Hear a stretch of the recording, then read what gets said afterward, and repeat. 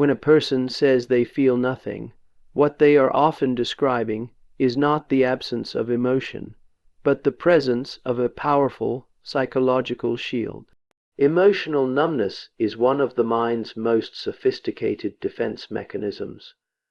When experiences become too painful, too chaotic, or too overwhelming, the psyche learns that feeling is dangerous. So it does what it must to survive. It dulls sensation, flattens joy and sorrow alike, and creates a state of inner silence.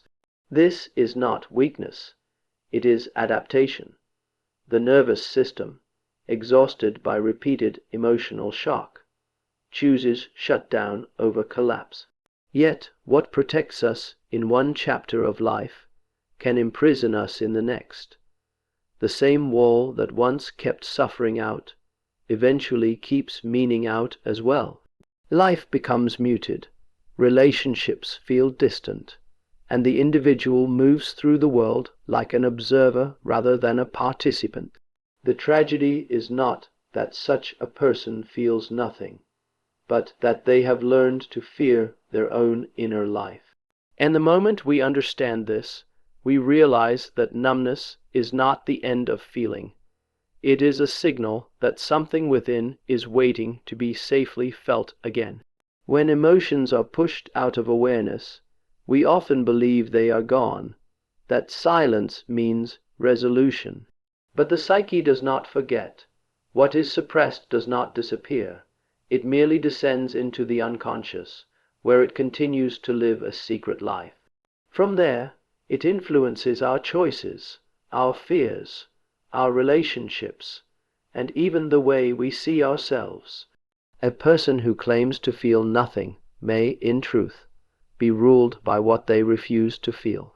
Unexpressed grief can harden into bitterness, denied anger can turn into quiet self-contempt, and unacknowledged longing can become a constant sense of emptiness. The unconscious does not punish us. It seeks expression.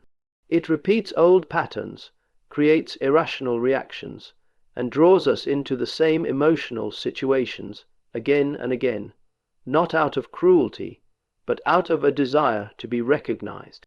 Until we bring these hidden contents into the light of awareness, they will shape our lives from the shadows. To know oneself, then, is not merely to observe what is conscious, but to listen to what has been silenced. What you refuse to feel today will decide who you become tomorrow. As emotions retreat inward, something subtle yet profound begins to happen in a person's relationship with the world. Connection requires resonance. It requires that what lives in one soul can be felt, even faintly, by another. When feeling is shut down, this resonance weakens. Conversations become mechanical, relationships become functional, and intimacy is replaced by polite distance. One may be surrounded by people and yet experience a deep sense of isolation, not because others are absent, but because the inner bridge that allows emotional exchange has been withdrawn. The individual becomes a spectator of life rather than a participant in it, observing human drama without fully entering it.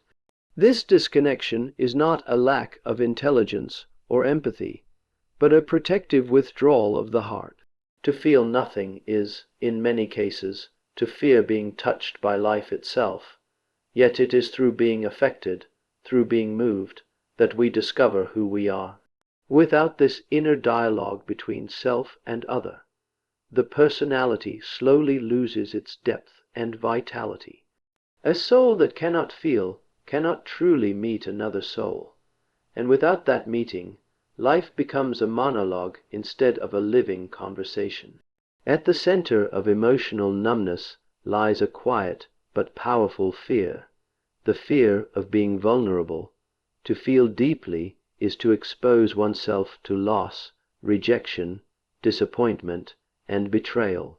For a mind that has once been wounded, this exposure can seem intolerable, so it chooses safety over aliveness, distance over intimacy, control over surrender. Vulnerability is mistaken for weakness, when in truth it is the condition for all genuine connection. By refusing to open, the individual believes they are protecting themselves from future pain, yet they are also closing the door to joy, meaning, and love. The paradox is that in trying not to suffer, they also prevent themselves from fully living. The heart becomes guarded, the personality armored, and emotional life is reduced to a narrow, carefully controlled range. What was once a temporary shelter becomes a permanent prison. To risk feeling again requires courage, because it means accepting that pain is not an accident of life, but a part of it. And only the one who dares to be wounded can truly be whole. When emotions are denied and pushed out of consciousness, they do not simply vanish. They gather in what Jung called the shadow.